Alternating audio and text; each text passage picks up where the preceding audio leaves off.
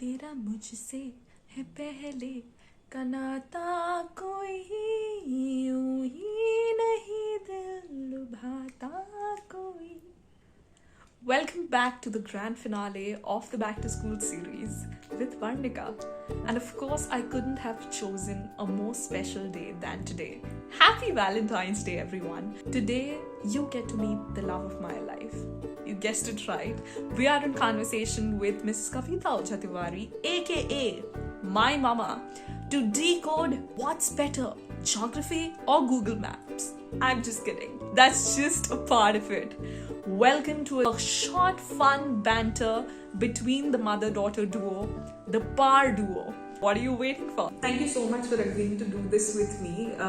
I know we could have done this at home, but of course I didn't want to discount you as one of my teachers. So here we go.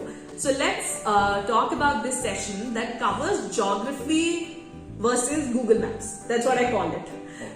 So the first question is, let's talk about the much dreaded yet beloved topo sheets or topographical sheets, like most of us might remember. So two maps of D7, D10. The number has changed now. Okay.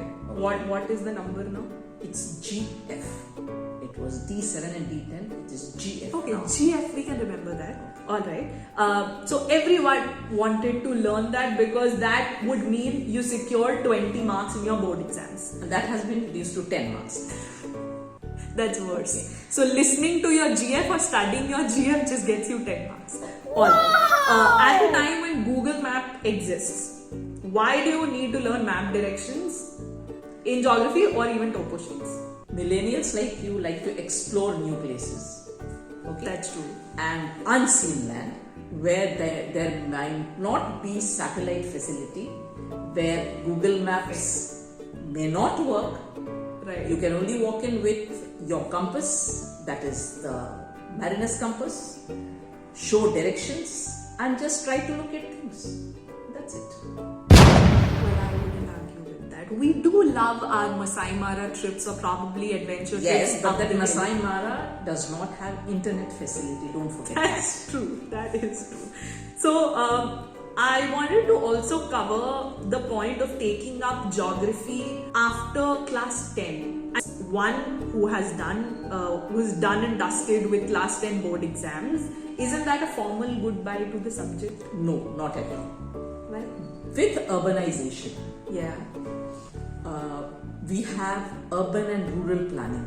It can't happen without planning. And this planning part is a part of geography. Now, of course, they have bifurcated and architecture has been added. But otherwise, it was a geographer who would do all this. Plus, anything that you do, mapping has to be done first. Unless today everybody wants one east-facing house. How do they know about it? All these directions are because of geography. Whether it is maps or it is urbanization or it is industrialization, whether it is mining, any aspect of life you have to deal with geography. Geography is related to chemistry, it's related to biology, it is related to political science, it is related to anthropology, so all subjects, and geography is regarded to be the mother of all sciences. So are you trying to tell me when you say that in order to understand my life, I need to understand geography, that even understanding the basics of the news that I read, I need to understand geography? Yes, what is news? It's north, east, west, south. Again, geography. Fine. Okay? But then, what is where and why is what you ought to do. And that is geography. Geography means what is where and why. Fair. Okay. So, we are trying to understand how Padhai has transformed over the decade. Okay. What are some unexpected challenges that you had to overcome as a geography teacher over the decade? Initially, we belong to that old school where chalk and duster. Okay. Slowly, digitalization started. We had never done computers.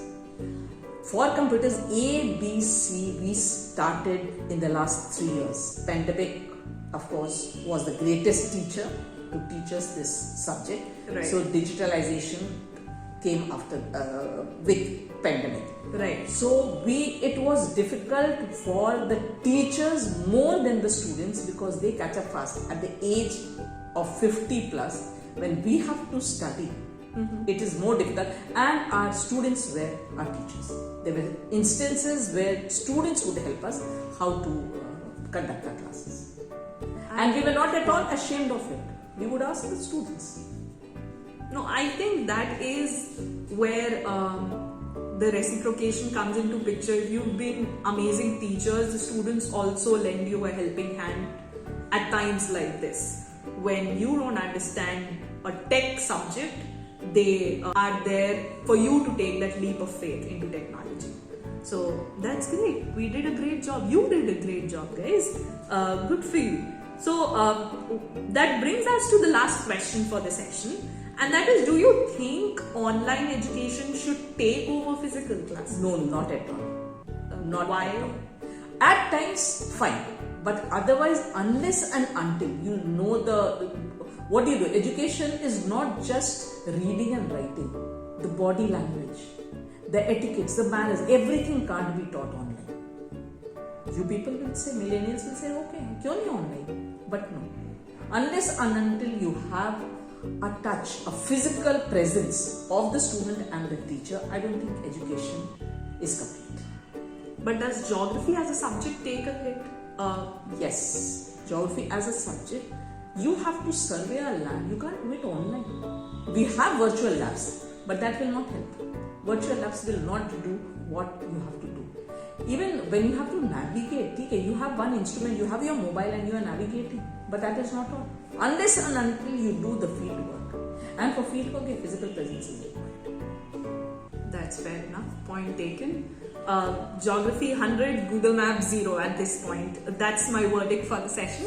Thank you so much for doing this with me, and thank you so much, guys, for tuning into the session. Bye-bye. And we're not done yet, because if you've subscribed to the Varnika Om YouTube channel, you are in for so much more.